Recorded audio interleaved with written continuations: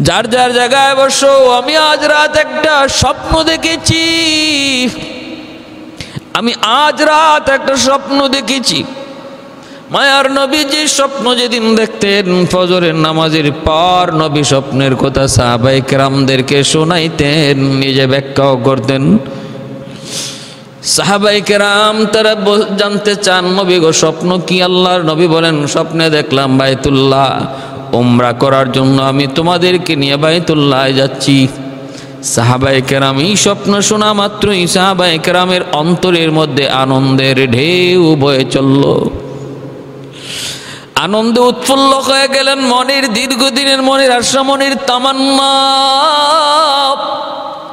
দীর্ঘদিনের মনের তামান্না আল্লাহর ঘরখানায় কাবা তওয়াফ উমরা করার জন্য সাহাবায়ে কেরাম বাইতুল্লাহ যাবেন। দীর্ঘদিনে মনের তামান্না মনে হয় সেটা বাস্তবে রূপ নিতে যাচ্ছে। আল্লাহর নবী স্বপ্নে দেখলেন সাহাবায়ে কেরাম রাদিয়াল্লাহু তাআলা আনহুম আনন্দে আত্মহারা। এরপরে নবী বলেন, আমি উমরা করার জন্য যাব, তোমরা আমার সাথে কারা কারা যাবা প্রস্তুত হও।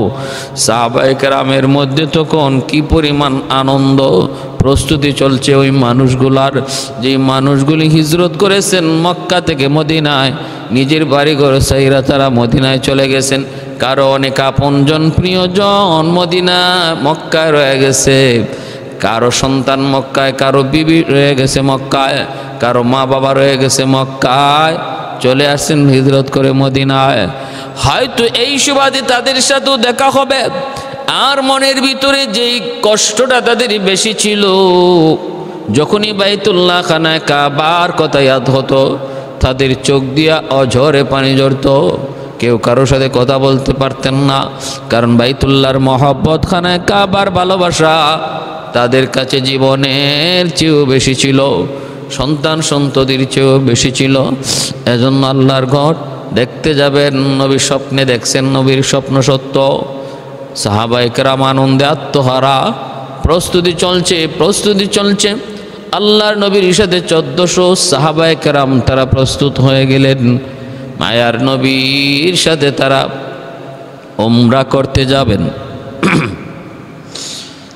এ ভাই একটু খেয়াল করে মনোযোগ দিয়ে শোনো রে যুবক।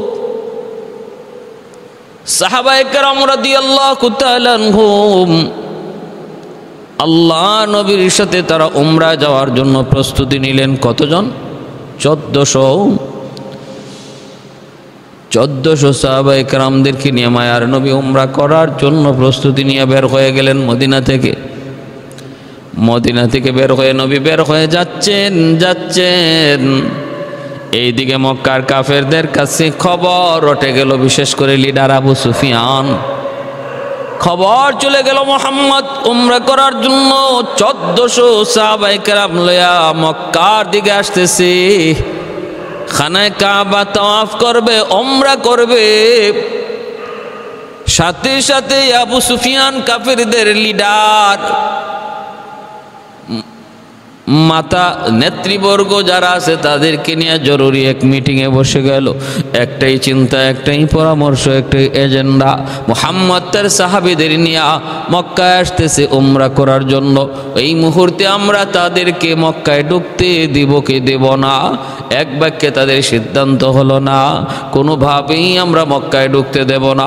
যদি এই মুহূর্তে আমরা মক্কায় ঢুকতে দেই তাহলে বহির্বিশ্বে খবর উঠে যাবে মুহাম্মদ মক্কা দখল করে নিয়েছে, মুহাম্মদ মক্কা দখল করে নিয়েছে, এমন খবর চতুর্দিকে ছড়িয়ে পড়বে।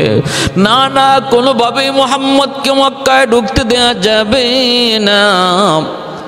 আল্লাহ নবী রহমতের নবী যখন মদিনা মক্কার কাছাকাছি চলে আসলেন, প্রায় 5 থেকে 6 কিলোমিটার দূর হুদাইবিয়া নামক জায়গায় নবী এখানে একটু বিশ্রাম নিলেন। এখান থেকে নবী বিশ্রাম নিলেন। এর ভিতরে নবী খবর পেয়ে গেলেন মক্কার মানুষ নবীকে মক্কায় ঢুকতে দেবে না, যে কোনো মূল্যে ওরা প্রতিহত করবে, যুদ্ধ করবে, রক্ত জড়াবে, প্রাণ হানি ঘটবে। আল্লাহর নবী হুদাইবিয়া নামক জায়গার মধ্যে 1400 সাহাবায়ে কেরামদেরকে নিয়ে নবী এখানে একটু অবস্থান করলেন। ভাইরা বন্ধুরা, এই হুদায়বিয়া নামক জায়গা আল্লাহর নবী সাহাবায়ে কেরামদেরকে নিয়ে অবস্থান করেন।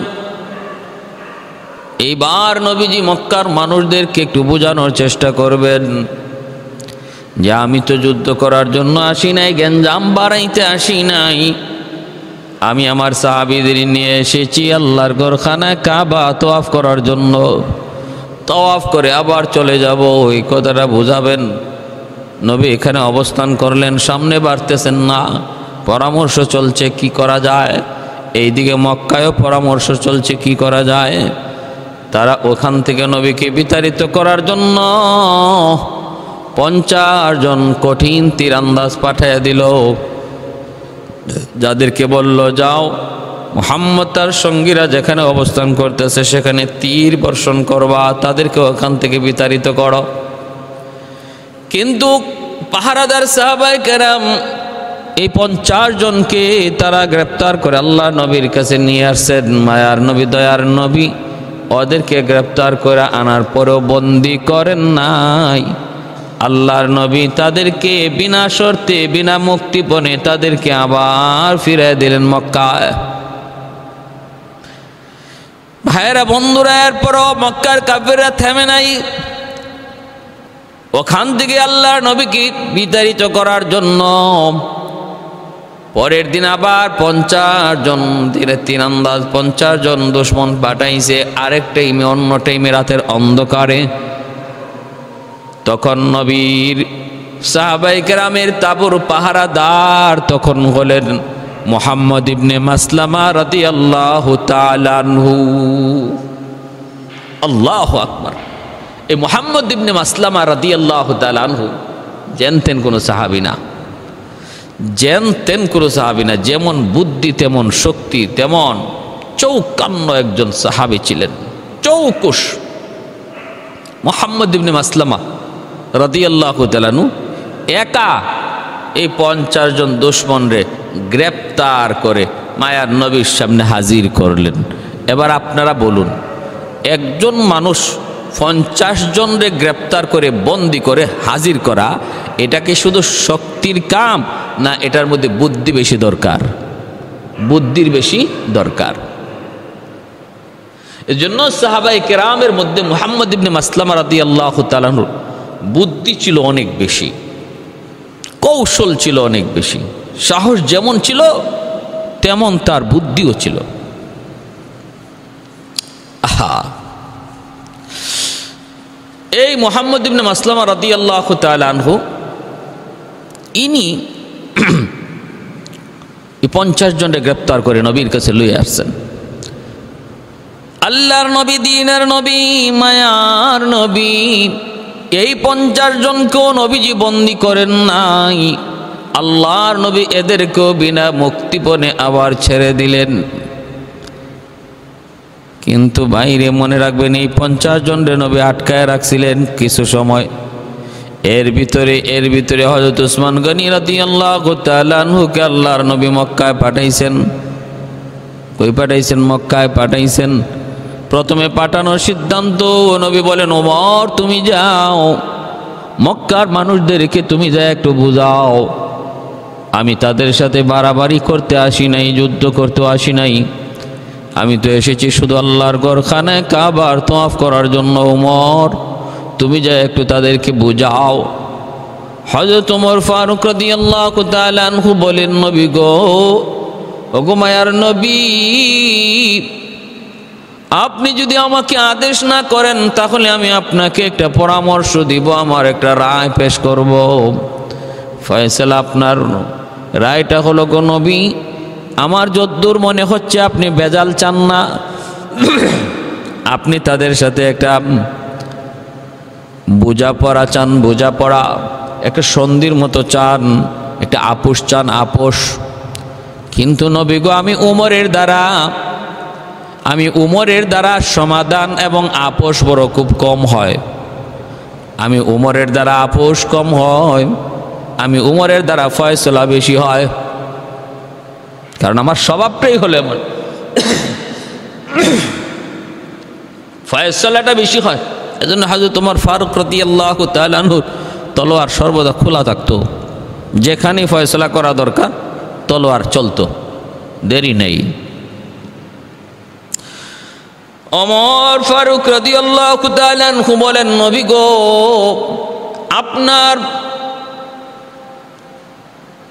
আপনার ভাবসাবে যা মনে হচ্ছে আপনি তাদের সাথে বেজাল চান না, তাদের সাথে একটা আপোষ চান, একটু সহজতা চান, কঠিন না। কিন্তু আমি উমর হলাম কঠিন, সহজ না। অতএব আপনার উদ্দেশ্য সফল আমার দ্বারা যতটা বেশি হবে এর চেয়ে বেশি হবে উসমান গনিকে যদি আপনি পাঠান। কারণ ওসমান তিনি হলেন নরম, আবার তিনি মক্কায় অনেক মানুষ, তার দান অবদান, তার অনেক সাহায্য সহযোগিতা মক্কার অনেক মানুষ পাইছে, এদের সাথে তার একটা সম্পর্ক আছে। অতএব নবী গো, আমি উমরের বদলে যদি ওসমানকে আপনি পাঠান, আমি ওমরের মন বলে মক্কার কাফেররা তারা ওসমান গনির কথা মেনে নিবে। আর যদি একটু উচ্চ বাক্য করেও, একটু তর্ক বিতর্ক করেও, ওসমান এমন ধৈর্যশীল নরম দিলের মানুষ, সে সহজে সেটা মেনে নিবে, ধৈর্য ধরতে পারবে। কারণ ধৈর্যের ক্ষমতা আমি ওমরের চেয়ে ওসমানের কাছে বেশি। কিন্তু যদি আমি ওমর যাই আর যদি বেশি বেজাল করে, তাহলে আমি ওমর যে একা, এরা যে 100 1000, এই কথাটা আমি ওমর ভুলে যাব, একাই সেখানে গন্ডগোল বাজায় দেওয়ার সম্ভাবনা রয়েছে। অতএব নবী গো, গন্ডগোল যদি বাজায় দেই তাহলে আপনার উদ্দেশ্য সফল হবে না, যদ্দূর বুঝতেছি। এজন্য আমার পরামর্শ হলো, আপনি ওসমান গনিকে রাদিয়াল্লাহু তাআলা আনহুকে যদি পাঠান তাহলে ভালো হয়। আল্লাহর নবী বললেন, ওমর ঠিক বলেছ, আসলে তোমার কথাই ঠিক। আমি চাই না যে এখানে একটু ভেজাল হোক, আমি চাই যে ওদের সাথে কোনো রকম আপোষে তাদেরকে এই কথাটা বুঝাইবার চেষ্টা করা যে আমরা তওয়াফ করতে এসেছি, আমরা কোনো ভেজাল করতে আসি নাই। দেখো আমাদের সাথে কোনো অস্ত্র পর্যন্ত নাই, আমরা খালি হাতে এসেছি, অতএব তোমরা আমাদেরকে বাধা দিও না। এই কথাটা কোনো রকম বুঝে আমরা আল্লাহর ঘরখানা তওয়াফ করে চলে যাব। আর ভেজাল যদি বেড়ে যায় তাহলে তো কোনোটাই হবে না।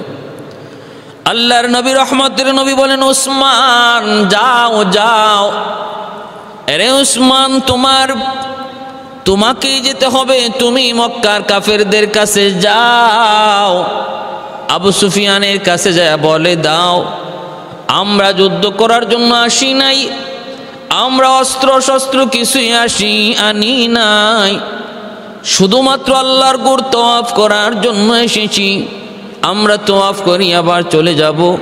এই কথাটা তুমি যে আবু সুফিয়ানকে বলে দাও, আর বলে দাও ওরা যেন আমাদেরকে বাধা না দেয়।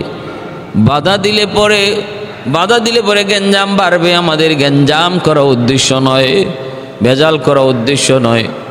তাদেরকে বলে দিও, এমনকি আমরা আমাদের আত্মীয় স্বজন যাদেরকে তোমরা বন্দি করে রাখছো,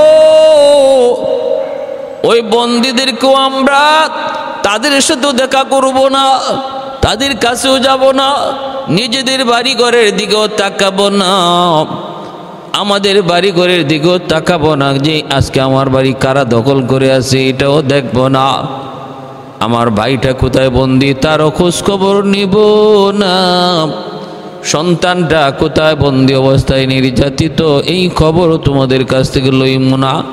শুধুমাত্র আমাদের মনের ভিতরে বাইতুল্লাহর মহব্বতের আগুন আজকে দিনের পর দিন যেইভাবে তুষের আগুনের মতো জ্বলতেছে, ওই আগুনটাকে নিবানোর জন্য আমরা শুধু আল্লাহর ঘরখানায় কাবার গায়ে হাত দিব, আমরা আল্লাহর ঘরখানায় কাবার দেয়ালে চুমু খাবো, হজরে আসওয়াদে একটু চুমু খাবো, আমরা আল্লাহর ঘরখানা দেখবো, হাত লাগাবো, চুমু খাবো, এটাই আমাদের মূল মাকসাদ। আমরা আর বাড়তি কোনো কিছুই করব না। ওসমান গনি রাদিয়াল্লাহু তাআলা আনহু তিনি গেলেন, আবু সুফিয়ানকে যে বললেন, কিন্তু মক্কার লিডারগুলি সব একত্রিত হয়ে জানিয়ে দিল, ওসমান আমরা তোমাকে 1000 বার তওয়াফ করার অনুমতি দেব, কিন্তু মুহাম্মদকে তওয়াফ করতে দেব না। তোমার যদ্দূর মন চায় তুমি বাইতুল্লাহ তওয়াফ করে নাও, কিন্তু মুহাম্মদকে দিতে পারবো না। উসমান গনি রাদিয়াল্লাহু তাআলা আনহু তখন বলতেছেন, তোমরা বলো কি, আমি আমার নবীরে সারা বুঝি আল্লাহর ঘর খানা কাবা তওয়াফ করব? আমার নবীর মর্জি আর অনুমতি যেই তওয়াফে থাকবে না, এই তওয়াফ কোনোদিন তওয়াফ হবে না। আমার নবীর অনুমতি যেই ইবাদতের মধ্যে, যেই বিষয়ে, যেই কাজের মধ্যে থাকবে না, সেটা সুরতে যত বড় আমলি হোক, কিন্তু মূলত এর কোনো বিন্দু পরিমাণ কোনো ফলাফল পাবে না, কোনো সওয়াব হবে না। ভাইরা বন্ধুরা, উসমান গনি রাদিয়াল্লাহু তাআলা আনহু তিনিও জবাব দিয়েছেন, শোনো, ভালো করে শুনে নাও। তওয়াফ করা আল্লাহর ঘরে খানায় কাবার তওয়াফ আমরা নিজের থেকে শিখি না, আমার নবী শিখাইছেন। তখন ইবাদত হবে যখন আমার নবীর ইচ্ছার মর্জি থাকবে, আমার নবীর ইরাদা থাকবে, অনুমতি থাকবে। যেদিন আমার নবীর অনুমতি যে ইবাদতে থাকবে না, সেটা ইবাদত হিসেবে গণ্য হবে না। অতএব তোমরা আমাকে প্রস্তাব দিয়ে কোনো লাভ নাই, কোনো প্রস্তাব দিয়ে লাভ নাই। নামাজ তখনই নামাজ হবে যখন এই নামাজের মধ্যে আল্লাহর অনুমতি থাকবে, নবীর অনুমতি থাকবে। সেটা তখনই জিকির হিসাবে গণ্য হবে যখন আল্লাহ এবং রসুলের অনুমতি থাকবে। ঠিক তেমনিভাবে দুরুদ তখনই দুরুদ হবে যখন ওই দুরুদের মধ্যে আমার নবীর অনুমতি থাকবে। এ ভাই, মনে রাখো, ঠিক তেমনিভাবে ইসলামের যতগুলি রুকুন, ইসলামের যতগুলি আরকান, ইসলামের যতগুলি নেকির কাজ, সওয়াবের কাজ, মনে রাখবা এটা তখনই সওয়াব হবে যখন এর মধ্যে আমার নবীর আর নবীর সাহাবীদের অনুমতি পাওয়া যাবে। করো এবং করছেন এই ধরনের কোনো আমল নবী এবং নবীর সাহাবায়ে কেরাম থেকে যদি পাওয়া যায় তবেই সেটা ইবাদত, আর যদি পাওয়া না যায় তাহলে সেটা ইবাদত হিসেবে গণ্য হবে না। এইবার আমি চিন্তা করে দেখি, আমি যে জিকির করি এই জিকিরের অনুমতি আসেনি না নাই? আমি যে দুরুদ পড়ি এই দুরুদের অনুমতি আসেনি না নাই? আমি যে রোজা রাখি এই রোজার অনুমতি আসেনি না নাই? অতএব যদি এটা মিলে পাওয়া যায় অনুমতি, তবেই সেটা ইবাদত। যদি অনুমতি পাওয়া না যায় কোরআন আর হাদিসে, তাহলে বুঝবেন এটা ইবাদত নয়। উসমান গনি রাদিয়াল্লাহু তাআলা আনহু মক্কার কাফিরদেরকে এই কথাটাই বুঝাইয়া দিলেন, আমাদের তওয়াফ তখনই সেটা ইবাদত হবে যখন আমার নবীর অনুমতি থাকবে। আমি উসমান এখানে একা তওয়াফ করব, আর নবী ওই হুদাইবিয়ায় তিনি অপেক্ষা করবেন। এই তওয়াফে আমার নবীর অনুমতি নাই। জীবন কাটে যদি দিতে পারি আল্লাহর ঘর তওয়াফ কইরা বিন্দু পরিমাণ সওয়াব আমল নামায় জমা হবে না। সুবহানাল্লাহ। এটা উসুল, ইসলামের নিয়ম বুঝেন, নীতি বুঝেন, রুল বুঝেন। এই রুলের মধ্যে ফালায় আপনি সব আমলকে মাপতে পারবেন। এটা আমল না আমল না, এটা সওয়াব না সওয়াব না, একটা রুল, এই রুলের মধ্যে ফালায় আপনি মাপেন। হ্যাঁ,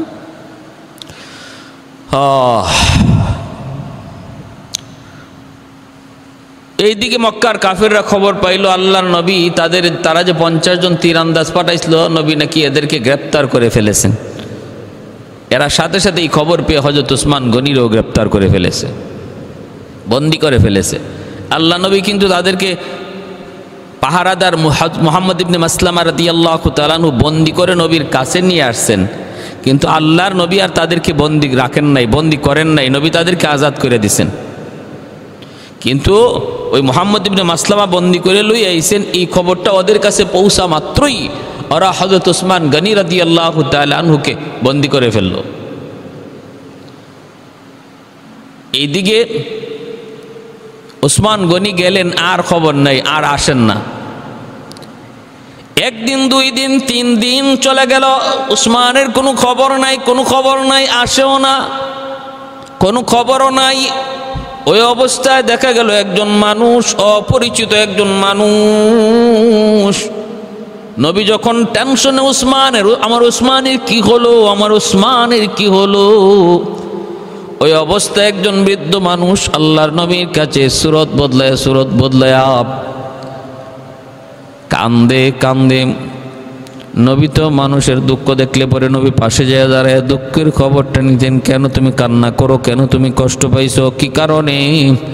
আল্লাহ নবী এই দুঃখ দূর করার চেষ্টা করতেন।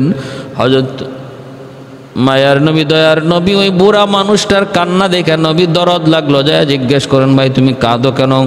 কয়, নবী গো আমি কাঁদতেছি, আপনি আমাকে চিনবেন না। তবে না কাইদে আমি পারলাম না, কানবো না কেন? কারণ মক্কায় দেখে এসেছি আপনার সাহাবী উসমান, আপনার সাহাবী উসমান যারে আপনি পাঠাইছেন দুধ বানাই আপনার, ওই উসমান যার মক্কার ঘরে ঘরে যার অবদান আছে, ঋণ আছে, সহযোগিতা আছে, ওই কাফেরগুলি আপনার সাহাবী উসমানকে হত্যা করে শুলিতে লটকায় রাখছে, তার দেহের সাথে অপমানজনক আচরণ করতেছি। এই দৃশ্যটা আমি দেখছি, দেখে আমার বড় কষ্ট লাগছে, তাই আমি কাঁদতেছি।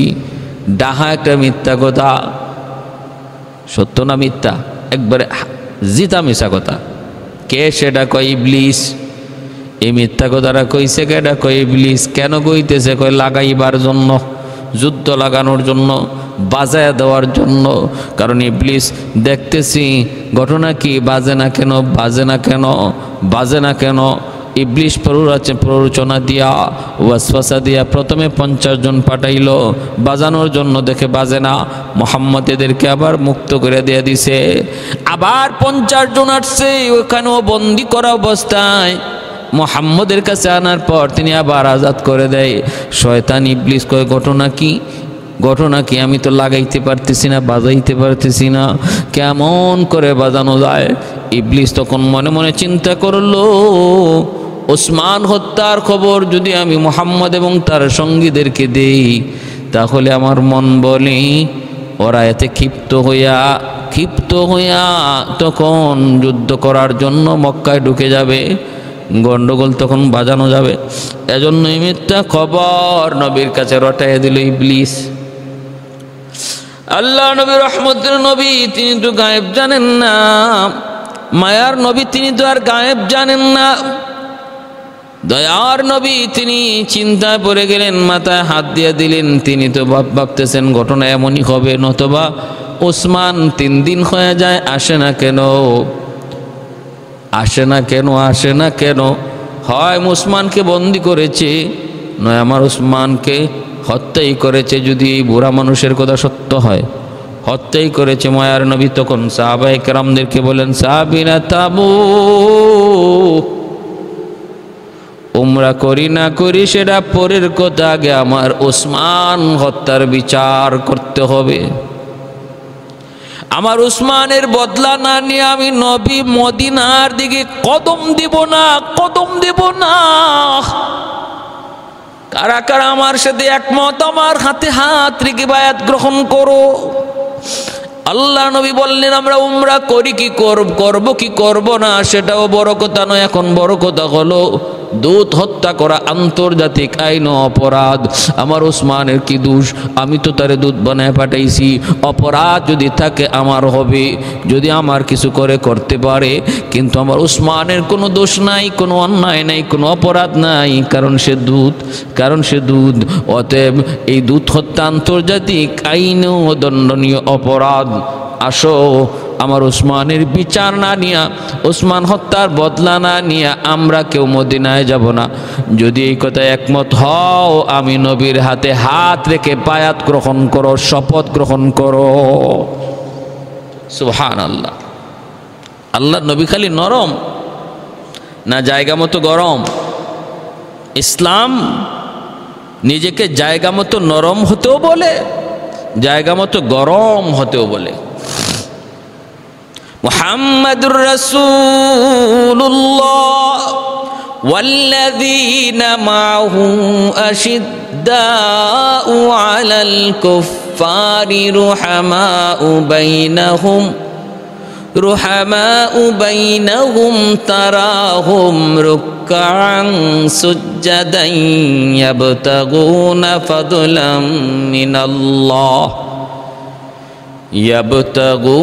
ফাদলাম মিনাল্লাহ ওয়া রিদওয়ানা سيماهم في وجوههم من أثر السجود ذلك مثلهم في التوراة ومثلهم في الإنجيل আল্লাহ নিজে বলেন আমার নবী এবং নবীর হাতে গড়া সাহাবায়ে কেরামের আদর্শ হলো, আখলাক হলো, ওরা নরমের জায়গায় বেশি নরম, গরমের জায়গায় বেশি গরম। আল্লাহ নবী গরম হয়ে গেলেন, সাহাবায়ে কেরামদেরকে বলেন আমার হাতে হাত রেখে বায়াত নাও। নবী যখন বায়াত নেওয়া শুরু করলেন, এই খবরও চলে গেল মক্কায়। আল্লাহ নবী রহমতের নবী বায়াত নিতেছেন বলে কেন? কয় উসমান হত্যার বদলা নেওয়ার জন্য। আবু সুফিয়ান কয় কি আমরা তো উসমানকে হত্যা করি নাই, বন্দি করেছিলাম। তাহলে তারা যদি এরকম শপথ নেয় তাহলে গণ্ডগোল তো অনেক বড় হয়ে যাবে। তারা তো মরণ মরণ মরণ তার জীবন মরণের শপথ করে বসতেছে। না না না না, হবে না হবে না। আল্লাহর নবী রহমতের নবী কি আবু সুফিয়ান মনে মনে ভাবতেছে না, এইভাবে যুদ্ধ করলে আমাদের বিপদ, উসমানকে তাড়াতাড়ি নবীর কাছে লইয়া যাও, উসমানকে তাড়াতাড়ি লইয়া যাও। ভাইয়েরা বন্ধুরা, নবী তখন বায়াত নিতেছিলেন সাহাবায়ে কেরামদের হাত থেকে। ওই অবস্থায় নবীজির চোখ থেকে একটু পানিও পড়ে। কষ্টে উসমানের কথা ইয়াদ করে নবীর চোখ দিয়ে অশ্রু ঝরে।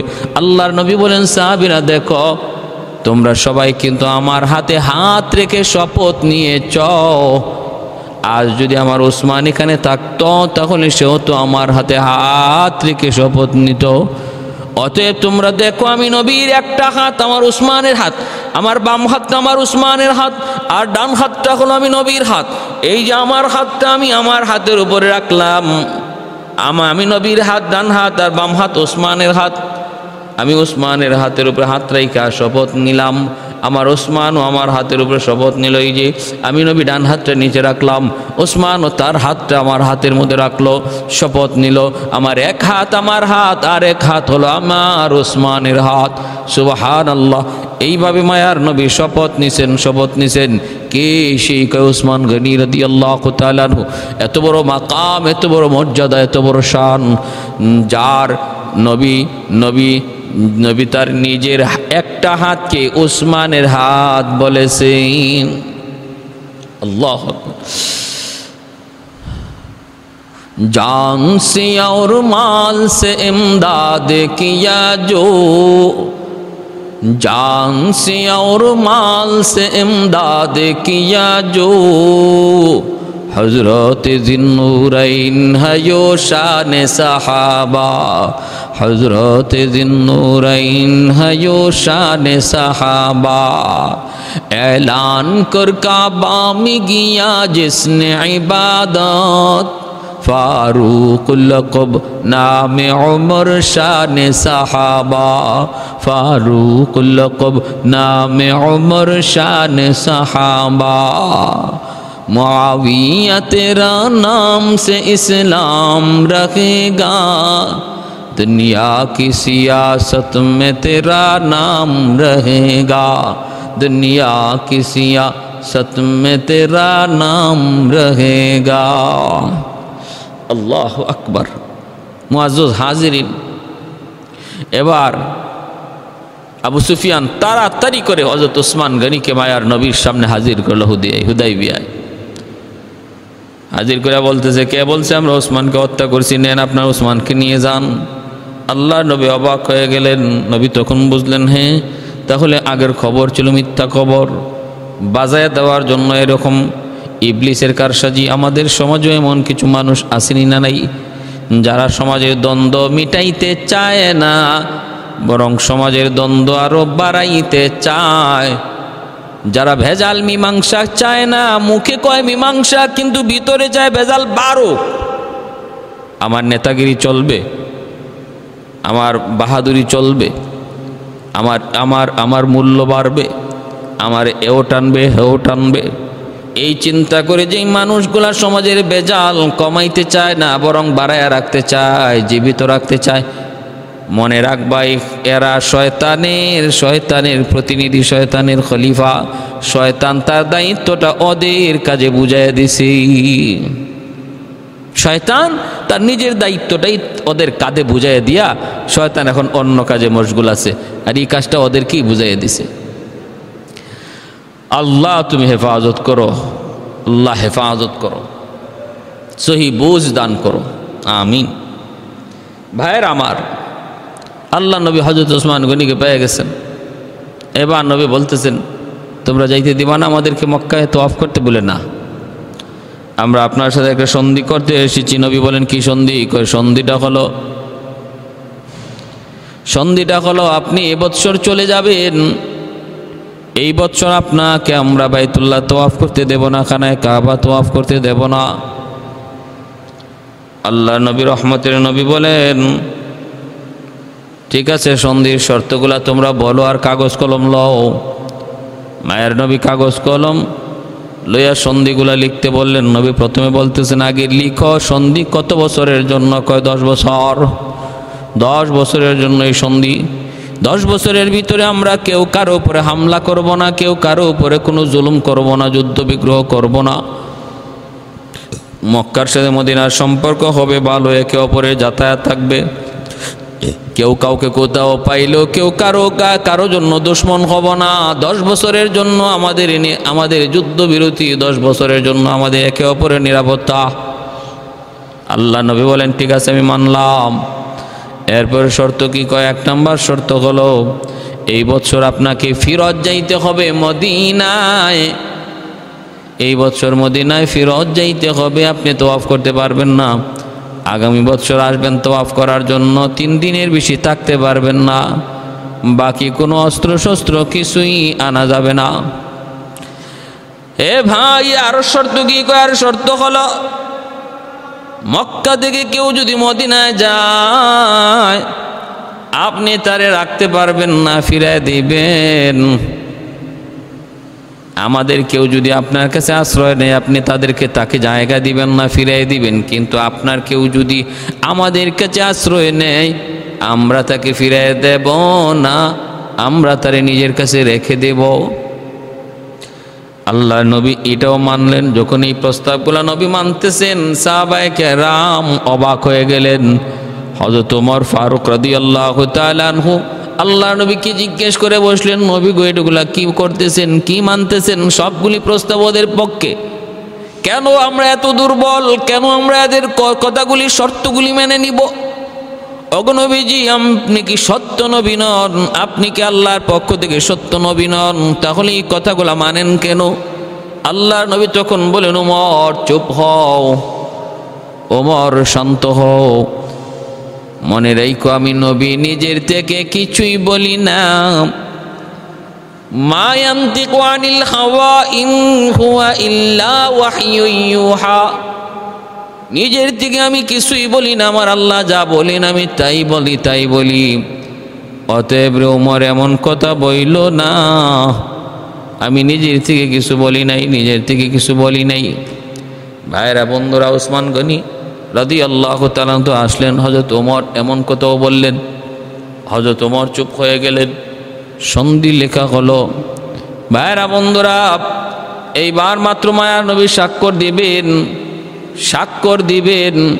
ওই অবস্থায় দেখা গেল মক্কা থেকে একজন মজলুম, নির্যাতিত একজন সাহাবী, হযরত আবু জুন্দুল রাদিয়াল্লাহু তাআলা আনহু, তিনি আইসা হাজির। পায়ের মধ্যে লোহার বেরি, হাতের মধ্যে হাত করা, সারা শরীর থেকে আঘাতের চিহ্ন, রক্ত জোরে, সারা শরীর আঘাতে ক্ষত বিক্ষত। তিনি আসলেন, অথচ ওই অবস্থায় আল্লাহ নবীর সাথে কাফেরদের পক্ষে যারা চুক্তি করেছেন, এই কাফেরদের পক্ষে যে লিডার ছিল তার নাম ছিল সুহাইল।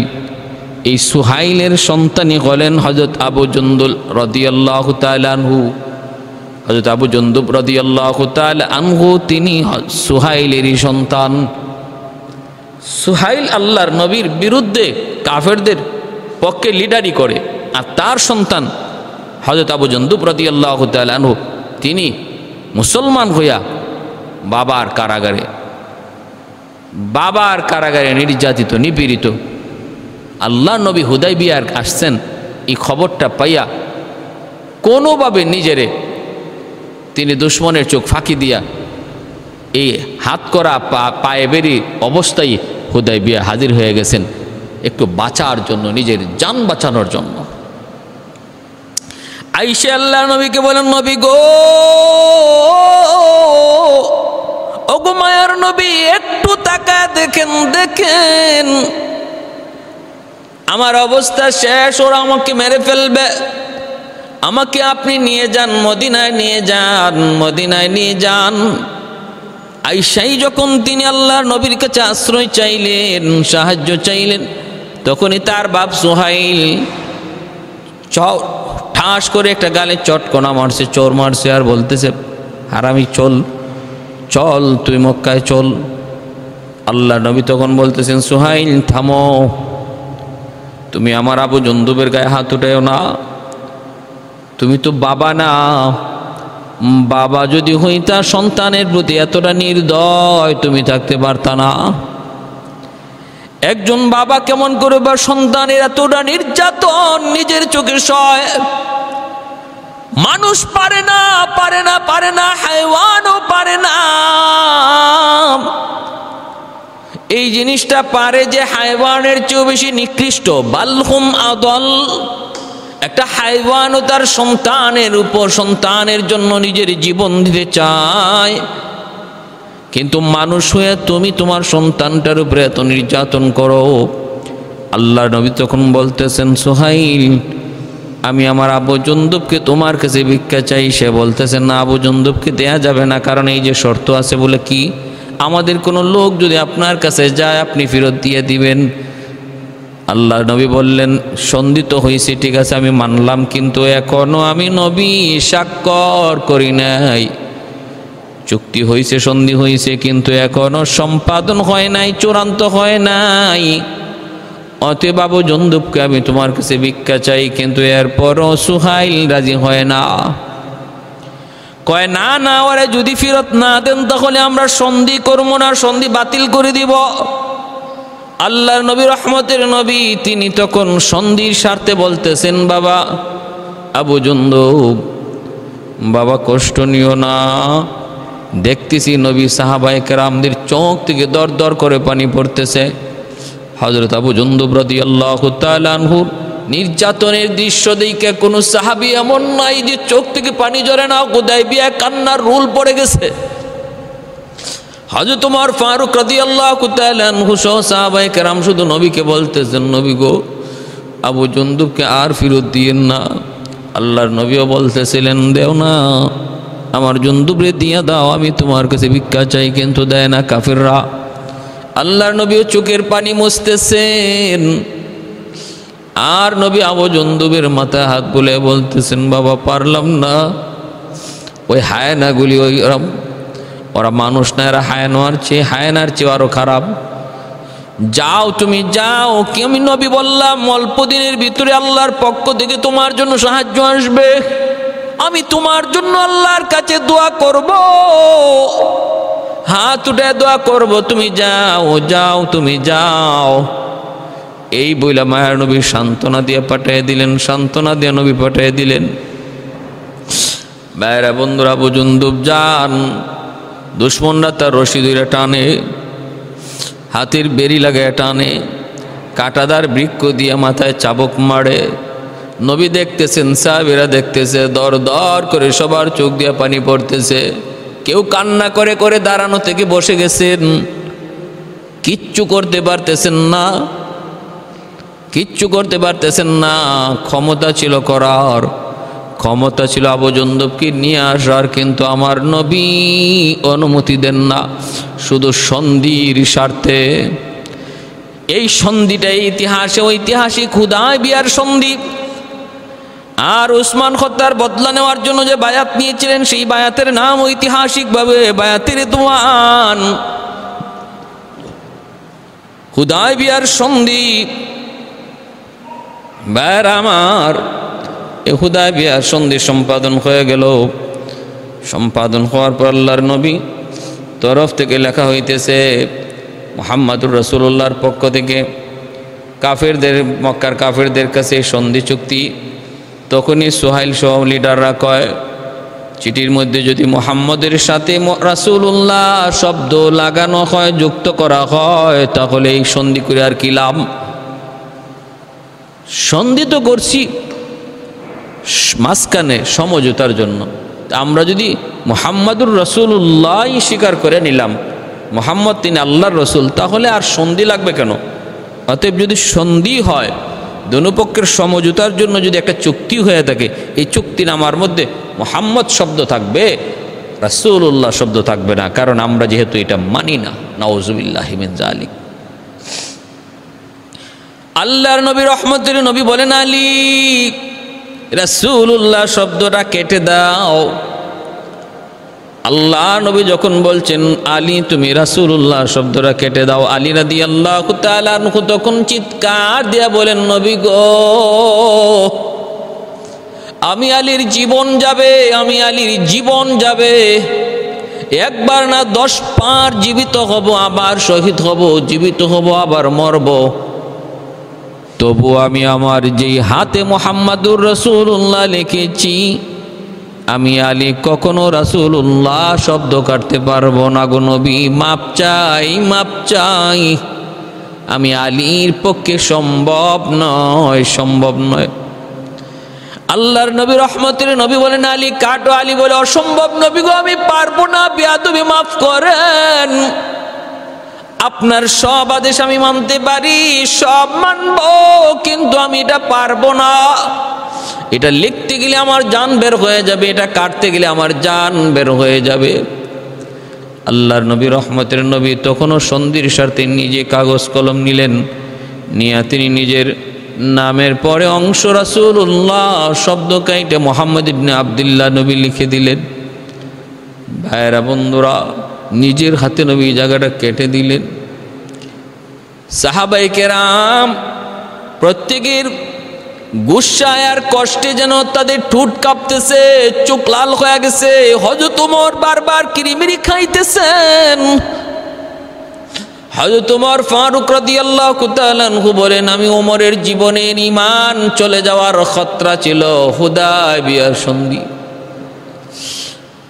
হযরত ওমর বলেন, আমার জীবনের ভয়াবহ একটা টাইম, অত্যন্ত খতরনাক একটা সময়, ঈমান চলে যাওয়ার একটা সম্ভাবনা ছিল, আশঙ্কা জন্ম নিছিল আমার হুদায়বিয়ার মাঠে, হুদায়বিয়ার প্রান্তরে।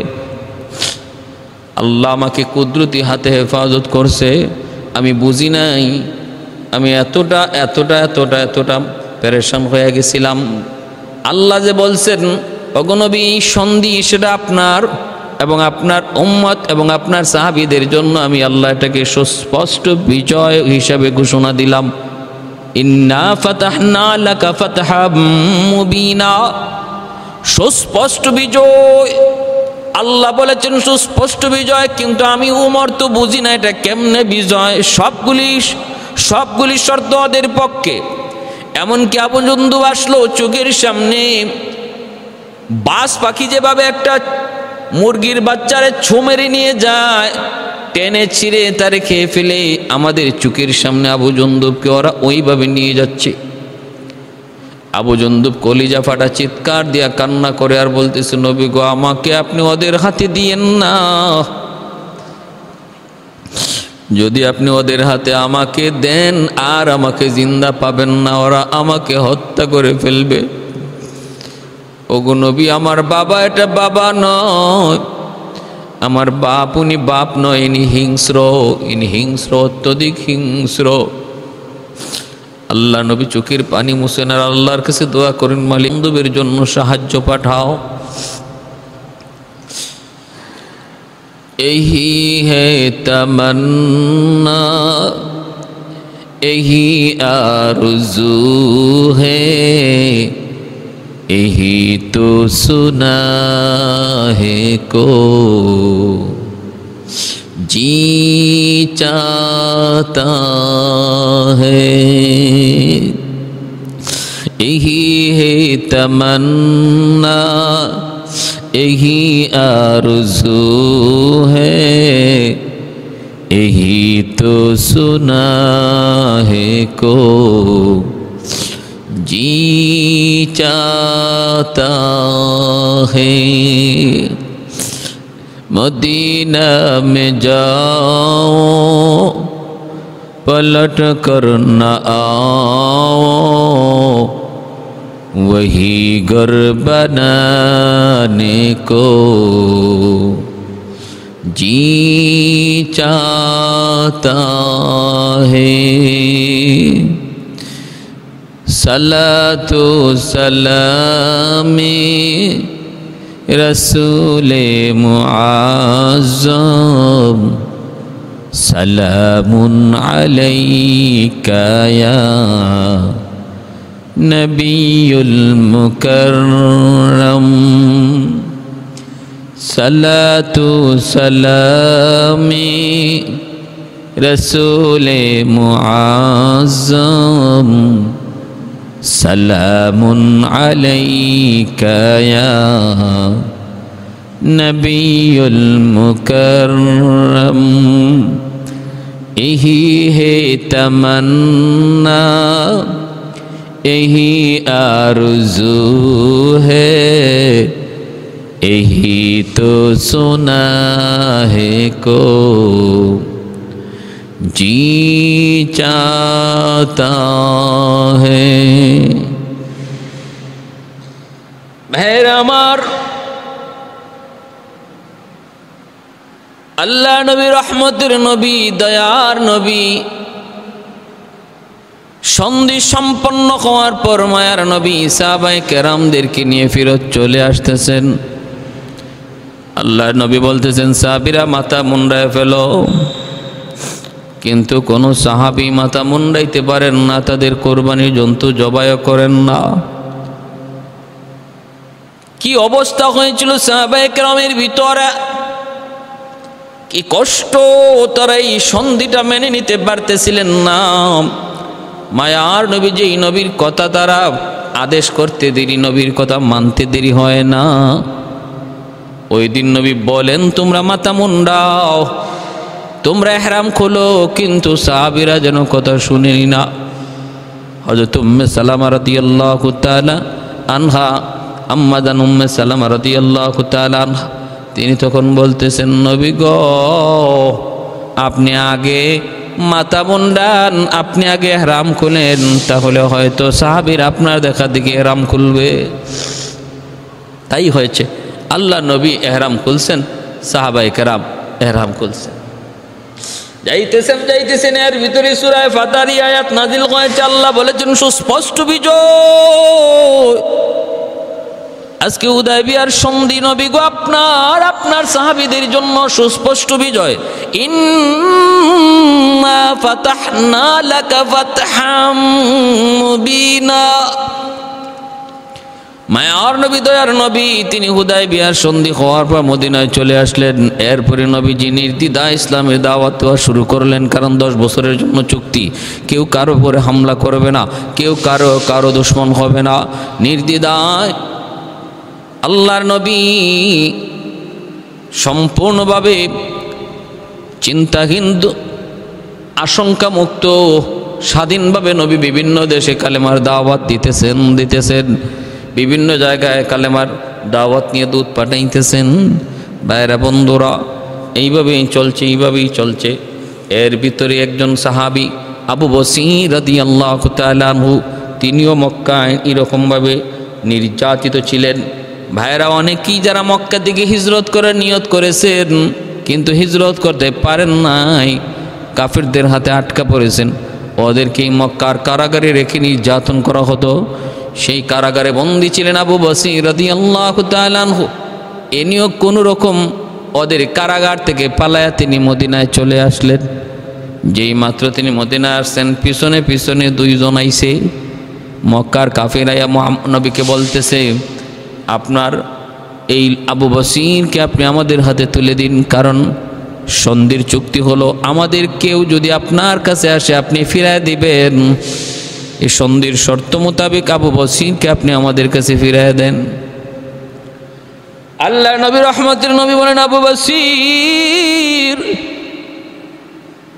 মুসলমান কখনো ওয়াদা খেলাফি করে না, মুসলমান কখনো ওয়াদা দিয়া ওয়াদা ভঙ্গ করে না, এটা মুসলমানের আখলাক না রে আবু বসির। সন্ধি হয়েছে, চুক্তি হয়েছে, অতএব যাও যাও, তুমি ওদের কাছে ফিরে যাও, ফিরে যাও, আল্লাহ তোমাকে সাহায্য করবে।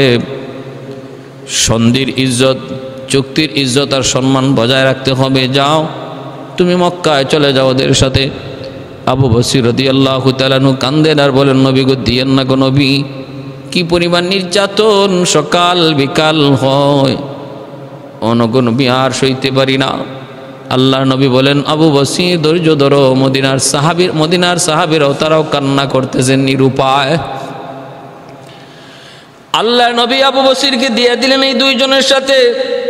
আবু বসির রাদিয়াল্লাহু তাআলা আনহু এই দুইজনের সাথে মক্কায় ফিরত চলে আসতেছেন। রাস্তায় তিনি দুজনের সাথে বন্ধুত্ব স্থাপন করে নিলেন। দুজনের সাথে গল্প করে করে, কথা করে করে আপন হয়ে গেলেন। একজনরে বলতেছেন, মিয়া তোমার তলোয়ারটা তো অনেক সুন্দর। হ্যাঁ বলতেছে, শুধু সুন্দর না, ধারও সুন্দর। আমার তলোয়ারের ধারটাও সেরকম, আর সুন্দর হবে না কেন? কোত্থেকে বানাইছি, কোত্থেকে লইছি জানুনি? তিনিও তারে আস্তে আস্তে পাম দেন, বাতাস দেন। কারণ যেই ফুটবল বাতাস দিলে পরে বাতাস নেয়, এই ফুটবল খেলতে মজা। আর যেই বল বাতাস দিলে বাতাস নেয় না, এই বলে কেউ লাথিও দেয় না। যদি আপনি কাউরে নিয়ে খেলতে চান, তাহলে আগে তারে বাতাস দিবেন, পাম দিবেন, পাম। ওই পাম দিলে যদি পাম লয়, তাহলে বুঝবেন খেলতে মজা, তারে নিয়ে খেলা যাবে, ঠিক না? আমাদের সমাজেও দেখবেন কিছু মানুষ আছে, নির্বাচনের আগে আপনারা এসে পাম দিবে, খালি পাম বলবে, ভাই যেদিকে যাই এদিকে শুধু খালি তোমার নাম তোমার নাম, এবছর তো তুমি মেম্বারি দাঁড়াইলেই পাস। যে আওয়াজ মানুষের মুখে, এটা হইল তারে গর্তে, তারে কবরে নেওয়ার চিন্তা। তারে নিয়ে খেলতে চায় যারা, তার ক্ষতি করতে চায়, যে সে এইরকমভাবে তারে পাম দিয়া কোনো রকম দাঁড় করাইয়া সব কিছু শেষ করায়, নিঃস্ব করায়। অতএব যে মানুষটাই আপনারে পাম দিবে, বাতাস দিবে, আপনি তার ব্যাপারে সতর্ক থাকবেন, মনে রাখবেন সেই আপনাকে নিয়ে খেলবে। ভাইয়েরা বন্ধুরা, জন্য সাহাবীও মনে মনে ভাবতেছে, তোর সাথে যদি আমার একটু কৌশল করতে হয়, আগে তোরে বাতাস দেওয়া লাগবে, পাম দেওয়া লাগবে। কয় সুন্দর, বড় সুন্দর তলোয়ারটা, বড় সুন্দর, একটু দেখবানি, দেখতে দিবানি? কয় নেও নেও নেও, ধারটা কেমন একটু দেখতে চাই, দেখতে দিবানি? এই বইলা হযরত আবু বসর রাদিয়াল্লাহু তাআলা আনহু তলোয়ারটা হাতে নিলেন। নিয়ে আর দেরি নাই, সাথে সাথে তার গর্দানের মধ্যে তলোয়ার বসায় দিলেন। তার তলোয়ার দিয়ে তার গর্দানে তলোয়ার বসায় দিলেন। দ্বিখণ্ডিত হয়ে গেছে, একদম গর্দান দ্বিখণ্ডিত। পাশে যে আরেকজন ছিল, হে ভয়ে মক্কার দিকে দৌড় না দিয়া মদিনার দিকে দৌড় শুরু করছে, আল্লাহ নবীর দিকে। আবু বসর রাদিয়াল্লাহু তাআলা তিনিও তার পিছনে পিছনে তারে দৌড়ায় দৌড়ায় নবীর কাছে আসলেন। এই লোকটা কয়, মুহাম্মদ আপনার আবু বসির হাত থেকে আমারে বাঁচান, বাঁচান। নবী দেখেন আবু বসিরের হাতে তলোয়ার। কিসে? হযরত আবু বসির রাদিয়াল্লাহু তাআলা আনহু বলেন, নবী গো, একটারে খতম করে ফেলছি, আর একটা আপনার কাছে আইছে, এরও দিয়া দেন, এরও সাইজ করে দিয়া দিই। আল্লাহ নবী বলতেছেন, আবু বসির তুমি এটা কি কও, এটা কি করলা তুমি? আবু বসির বলেন, ইয়া রাসূলুল্লাহ, আপনি আপনার দায়িত্ব আদায় করেছেন গো নবী, আপনি ওদের হাতে আমারে সমঝাইয়া দিয়ে দিয়েছেন। বাকি এরা আমাকে নিতে পারে নাই, এটা এদের কমতি, এদের ত্রুটি, আপনার তো কোনো দোষ নাই, আপনি তো দিয়েই দিয়েছেন, আপনার দায়িত্ব তো শেষ। বাকি ওরা নিতে পারলো না কেন, এটা ওদের দোষ, ওদের ত্রুটি। অতএব এরও আমার হাতে দিয়ে দেন। আল্লাহ নবী বলেন, রাখো, ভেজাল বাড়ায়ও না, থামো। মাত্র খালি শুরু হয়েছে সন্ধির সুফল, মাত্র শুরু হয়েছে। বিভিন্ন দেশে ইসলামের দাওয়াত চলছে, বিভিন্ন মানুষের কাছে ইসলামের দাওয়াত চলছে। মক্কায় ব্যবসা বাণিজ্যের জন্য মুসলমান ঢুকছে। সাধারণ মানুষের সাথে ইসলাম নিয়ে কথাবার্তা চলছে। সাধারণ মানুষ মুসলমানের আখলাক আদর্শ দেখতেছে, মিলমিশ একসাথে ব্যবসা বাণিজ্য করার, মুসলমানের আখলাক আদর্শ তাদেরকে দেখানোর মাত্র সুযোগ তৈরি হয়েছে। তুমি এই সুযোগটা এখনই নষ্ট করো না আবু বসির। তোমার কাছে আমি নবীর অনুরোধ, তুমি চলে যাও, তুমি চলে যাও। আবু বসির রাদিয়াল্লাহু তাআলা আনহু তিনি চলে যাইতে চাইলেন, কিন্তু আল্লাহর নবী যখনই বললেন তুমি যাও, আবু বসির চিন্তায় পড়ে গেলেন, এখন যদি আমি আবার যাই তাহলে আমাকে নিশ্চিত হত্যা করা হবে। তিনি সাথে সাথে এখান থেকে চলে গেলেন। চলে ওই যে লোহিত সাগরের পারে একটা জায়গার মধ্যে যেয়ে তিনি আশ্রয় নিলেন। ওই জায়গায় তিনি থাকলেন, আর এখান থেকে তিনি সরলেন না। সাগরের পারে একটা জায়গা, সেই জায়গাটাই তিনি বাছাই করে নিলেন। ভাইয়ের আমার, কিছুদিন পরেই দেখা গেল মক্কায় যারা নির্যাতিত সাহাবী, এরাও খবর পেয়ে গেলেন যে সাগর পারে আবু বসির আশ্রয় নিয়েছে। এরাও সবাই আবু বসিরের কাছে এসে আশ্রয় নিতে লাগলো, না মক্কায় না মদিনায়। মদিনায় গেলে আল্লাহ নবী আবার ফেরত পাঠিয়ে দেন সন্ধির কারণে, আর মক্কায়ও নির্যাতন সহ্য করতে হয়। এজন্য একটা মাঝখানে জায়গা, সাগর পার, লোহিত সাগরের পারে একটা বিশাল কাফেলা তাদের তৈরি হয়ে গেল। আর এখানে থাকবেন তো ভালো কথা, খাইবেন কি? ওই মক্কার কাফেলা যারা সিরিয়া থেকে ব্যবসা বাণিজ্য করার জন্য আসতো, ওই ওদের কাছ থেকে ওরা মাল সম্পদ তারা কিছু লুটপাট করে রাখতেন, যে আমাদের খাওয়ান দিয়া যাও, আমাদের খাওয়ান দিয়া যাও, আমরা মক্কায়ও না মদিনায়ও না, চলবো কেমন, খাইবো কেমনে, ওই কাফেলাকে লুণ্ঠন করতেন। এখন মক্কার মানুষ পড়ছে আরেক বিপদে। ঘটনা কি? High high high high high high রে, এদের কারণে তো আমাদের ব্যবসা বাণিজ্য নিরাপদে ব্যবসা করা যায় না, মাল ওরা লুণ্ঠন করে নিয়ে যায়, ডাকাতি করে নিয়ে যায়। আল্লাহর নবীর কাছে তাড়াতাড়ি করে মক্কার কাফের আবু সুফিয়ান আসলো, আয়েশা বলল আপনার আবু বসির সহ যারা এখানে আশ্রয় নিয়েছে দ্রুত করে আপনি তাদেরকে এখান থেকে আনেন, আপনি মদিনায় লইয়া আসেন, দরকার নাই এরা এখানে থাকলে আমাদের আরও ঝামেলা, আমাদের ব্যবসার কাম বিনাশ। নবী তখন ওই আর এই সাগর পারের এই সাহাবী যারা আশ্রয় নিয়েছিলেন, যেখানে আবু বসির ছিলেন, যেখানে আবু জুন্দুব ছিলেন, আরও সাহাবাই কেরাম ছিলেন, সবাইকে আল্লাহ নবী মদিনায় নিয়ে আসলেন। আমার ভাইয়েরা বন্ধুরা, কিন্তু এরপরে দেখা গেল সন্ধির মেয়াদ 10 বছর পুরা হতে পারে নাই, মাত্র 2 বছরের মাথায় মক্কার কাফেররা সন্ধি লঙ্ঘন করেছে। আর আল্লাহর নবী তারা সন্ধি ভঙ্গ করার পর মায়ার নবী মক্কা বিজয়ের প্রস্তুতি নিলেন।